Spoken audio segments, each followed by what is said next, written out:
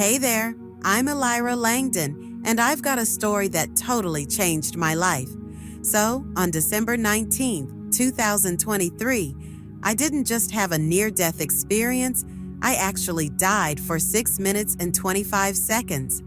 During that time, I had a mind-blowing encounter with Jesus Christ, who revealed some shocking truths about the mark of the beast that I feel compelled to share.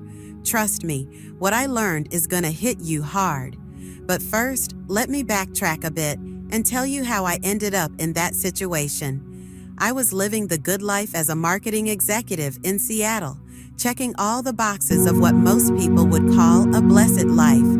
I went to church regularly and thought of myself as a decent Christian. But looking back, I realized my faith was pretty surface level. I was just going through the motions, not really living for Christ. That Tuesday morning started out like any other day. I was on my way to an important client meeting, my mind buzzing with presentations and reports. The roads were slick from some early rain, but I wasn't worried. I'd driven that route a million times before. As I got closer to the intersection of Pine and Fifth Avenue, I had no clue my life was about to flip upside down. The last thing I remember was seeing a flash of red running the light, the awful crunch of metal, and then nothing. What happened next is tough to describe. How do you explain colors that don't even exist here, or feelings that our bodies aren't built to experience? But I'll give it a shot, because what I learned on the other side is way too important to keep to myself. First off, I noticed there was no pain. 1 second, I was in terrible agony, and the next, I felt lighter than a feather. I found myself floating above my body, watching paramedics rush to try to save me. I could see everything so clearly. The crowd gathering, my crumpled car, the focused faces of the first responders. But strangely, I felt this incredible peace. Then things shifted. The scene around me started to fade, and I felt drawn toward this light that was unlike anything I'd ever seen. It wasn't just bright, it was full of life, love, and knowledge. As I moved closer, I began to hear what I can only call heavenly music, thousands of voices singing in perfect harmony in languages I'd never heard before. That's when I saw him. Jesus Christ was standing right in front of me, more real than anything I'd ever experienced. His presence was overwhelming, but not scary. It was just pure power and love. His eyes held so much depth, yet they looked at me with such kindness, making me feel completely known and loved. "Astrid," he said, and his voice resonated within me. "There are things you need to see. There are truths you have to share." What followed felt like watching a divine presentation, but instead of just seeing it, I felt everything deep in my spirit. Jesus showed me visions of the near future, and honestly, what I saw was both terrifying and enlightening. I saw people willingly accepting what looked like cool tech, little chips being implanted in their hands or foreheads. These devices were sold as the next big thing in human evolution, a way to make life easier and more connected. But Jesus revealed the scary truth behind these innovations. "Watch closely," he told me, "because this is something my children need to understand." The vision changed, and I saw how these seemingly harmless tech advances would eventually become mandatory. First for government workers, then for folks in the private sector, and finally for everyone. What started as a convenience would turn into the only way to buy food, get health care, or even participate in society. What really hit me was how sneaky it all was. There wasn't any big announcement saying it was the mark of the beast. Instead, it was all wrapped up in talk about progress and innovation, like it was just the next cool step in our tech evolution. People weren't being forced into it. They were actually excited to get on board. Then Jesus showed me something that broke my heart. Christians who had studied prophecy for years still getting fooled. They thought it would be obvious, something clearly but the deception came dressed up in progress and prosperity. Tell them, Jesus said, that the mark won't show up how they think. It'll come promising peace, security, and convenience. It'll look like it's solving problems that seem impossible. It'll be like a friend, not a foe. He showed me how it would start as a voluntary thing, but would slowly become a must-have for everyday life. Those who said no would first deal with annoying inconveniences, then face discrimination, and eventually persecution. But then Jesus also showed me something beautiful: groups of believers who decided to stay true to their faith. These communities had set up their own systems of support and trade. They lived simply but freely, holding on to their beliefs even as the pressure to conform grew. Jesus told me firmly, "My children need to get ready now, not out of fear, but with wisdom and love. They should build communities, strengthen their faith, and learn to live differently from the world." He went into detail about how the mark would roll out. I was told to share this info. First, it would kick off as a way to fight identity theft and financial fraud. Second, it would be sold as a way to keep kids and the elderly safe. Third, it would promise to tackle human trafficking and illegal immigration. Fourth, it would offer crazy convenience and security.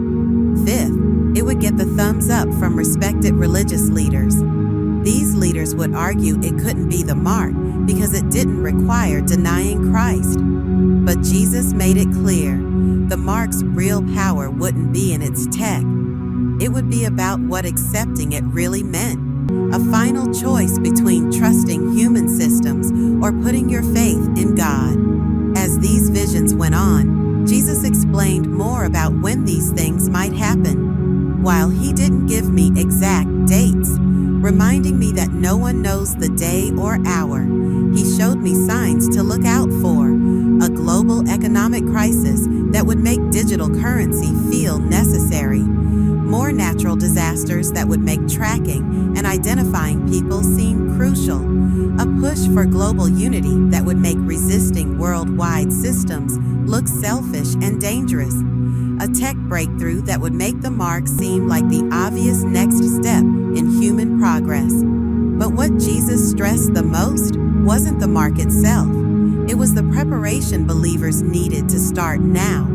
He showed me how Christians should take specific steps, strengthen their personal relationship with God through prayer and Bible study, build strong, supportive communities with other believers, pick up practical skills to help them live independently of the system, find alternative ways to trade goods and services. Most importantly, cultivate a rock-solid faith that God would take care of them. Jesus then showed me something that made me tear up: the eternal consequences of accepting the mark. This wasn't just about earthly convenience or survival. It was about eternal souls. The mark would change those who accepted it, cutting off their connection to God in a way that couldn't be reversed. Jesus spoke with deep compassion. Tell them that no convenience is worth their soul. Tell them that I will provide for those who stay faithful.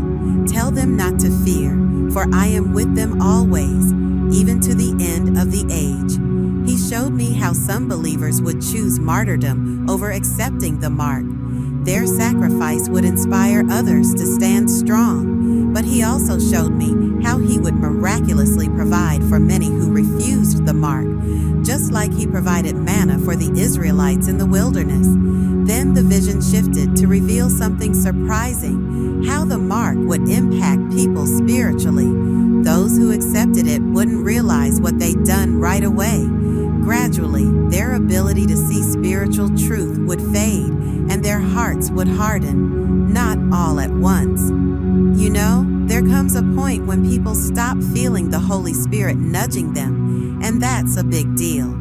Jesus explained that once you reach that point, it's like flipping a switch. It changes how you can respond to God. This isn't just about technology out there. It's about something deep inside that can't be reversed. But then, he showed me something really amazing.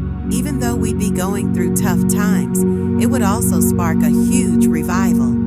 As the world gets more obvious in its opposition to God, a lot of people will start to see the truth and turn to Jesus.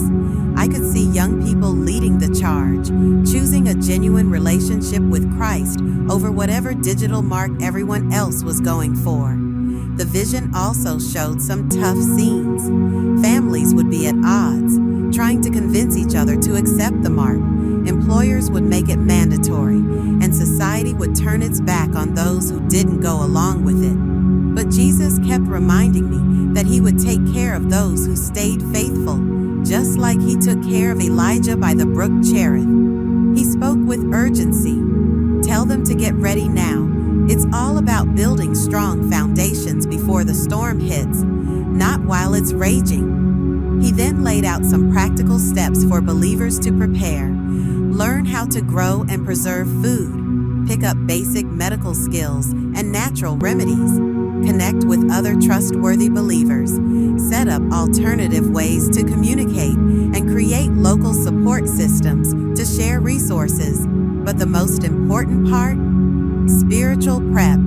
Dive deep into the Bible. Memorize scripture. Build an unshakable faith through challenges. Learn to hear and follow God's voice, and develop strong prayer lives and close relationships with Him. As our time together drew to a close, Jesus looked at me with a love that I can only describe as overwhelming. It wasn't just a feeling. It was as if every part of me was wrapped in His presence. A love so deep that it seemed to hold the entire universe together. Then He spoke, and His voice wasn't just heard. It resonated through every part of me, filling me with peace and purpose. He told me something that has stayed etched in my heart ever since. This isn't about fear, it's about faith. Let them know I'm coming back soon, and those who endure, those who remain steadfast, will be saved. No power on earth can ever separate them from my love if they choose to stay faithful to me.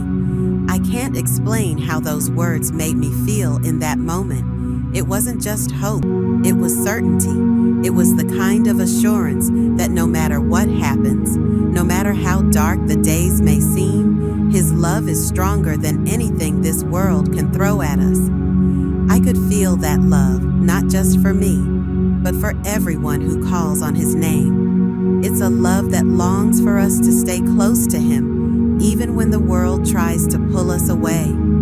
Then Jesus showed me one final vision, and it's something I'll never forget for as long as I live. It was a glimpse of His return, a moment so breathtakingly glorious that it's hard to put into words. Imagine a light so bright and pure that it fills every corner of existence, not just with brilliance, but with life itself. That's what it was like. I saw Him coming back, and the joy on the faces of those who had stayed faithful was unlike anything I'd ever seen before. It was a joy that came from deep within, a joy that erased every hardship, every struggle, every sacrifice. In that moment, I realized that all the challenges, all the temptations to give up, all the pressures to conform to the world were nothing compared to the reward of being with Him forever. The people who had stayed true, who had chosen Him over convenience, comfort, or even safety, were radiant. Their faces glowed with a happiness that no words could fully capture. It wasn't just relief or excitement. It was the kind of joy that only comes from knowing you've made it home, that you've been welcomed into the arms of the one who loves you more than you could ever imagine. As the vision faded and I felt myself being pulled back to the world, I carried with me the deep understanding that this life isn't about avoiding hardship or seeking comfort. It's about staying close to Jesus, trusting His love, and knowing that no matter how difficult things might get, He's already won. His return will make every moment of faithfulness worth it, and the joy of being with Him will far outweigh any earthly sacrifice. Then, all of a sudden, I felt myself being pulled back. The heavenly music started to fade, and the next thing I knew, I was gasping for air in a hospital bed, surrounded by shocked medical staff who were about to call my time of death. The doctors called my recovery a miracle, and honestly, it was. I had been clinically dead for over 7 minutes. By all medical standards, I should have had some serious brain damage, but I was physically fine, and my spirit and emotions totally transformed. Since that day, I've dedicated my life to sharing what Jesus revealed to me. Some people roll their eyes at my experience, and that's cool. I'm not here to change anyone's mind. I just want to share what I saw and heard, because that's what I was told to do. Here's the key thing I want you to get. The mark of the beast won't come across as this obviously evil thing that's easy to reject. Instead, it'll look like a solution to real problems, backed by trusted leaders and embraced by the crowd. The deception will be sneaky, which is why keeping your spiritual discernment sharp is super important. There's so much hope in the message Jesus revealed to me, and I want to share it in a way that feels like a conversation with a trusted friend. He showed me that no matter how hard things get in the future, He will always take care of those who remain faithful to Him. He'll guide them with wisdom when they ask for it, give them strength when they need it most, and provide for their needs when they put their trust in Him. These aren't just words, they're promises that come straight from His heart. Yes, the times ahead will bring challenges. There will be moments when standing firm in your faith might feel lonely or overwhelming. Society will push for things that seem harmless, even helpful, but Jesus wants us to be ready to discern the truth. The difficulties we may face, whether it's pressure from loved ones, challenges at work, or feeling like we're swimming against the tide, are not the end of the story. They're a chance for us to lean on Him, to grow stronger in our faith, and to experience His presence in ways we never have before. What's incredible is that even in these hard times, God will be moving in powerful ways. Jesus showed me a future filled with moments of amazing spiritual awakening. People, especially young ones, will rise up with a hunger for truth, rejecting false promises in favor of a real life-changing relationship with Him. These young believers will be fearless and passionate, inspiring others to turn to Jesus. Communities of faith will grow stronger, coming together to support one another, sharing resources, and building systems of care that reflect God's love and provision. I want to make this clear. Jesus doesn't want us to be afraid. Fear isn't His plan for us. Faith is. This message isn't meant to make you feel anxious or overwhelmed. Instead, it's about getting ready, building a strong foundation before the storm hits. Think of it like preparing for a trip. You pack what you'll need so you're not scrambling later. Jesus wants us to prepare our hearts now so we're ready when it really counts. That means spending time with Him, talking to Him in prayer, and letting His words sink deep into our hearts by reading the Bible. It means connecting with others who share your faith, creating a support system where you can lean on one another when things get tough. It's also about practical steps, learning skills that can help you live more simply and independently, whether it's growing your own food, finding natural ways to take care of your health, or creating ways to communicate and trade outside of mainstream systems. Most importantly, it's about building such a close relationship with Jesus that His voice becomes unmistakable in your life. He wants to guide you, protect you, and fill you with a peace that no situation can shake. The future might be uncertain, but His love and victory are not. Choose faith, trust in Him, and know that He will be with you every step of the way. Remember this last truth. Jesus didn't just show me the challenges ahead. He showed me His victory. And for those who stay faithful, that victory is guaranteed. The choice will be ours, a little temporary convenience or eternal life with Christ. When the time comes, let's all make the wise choice.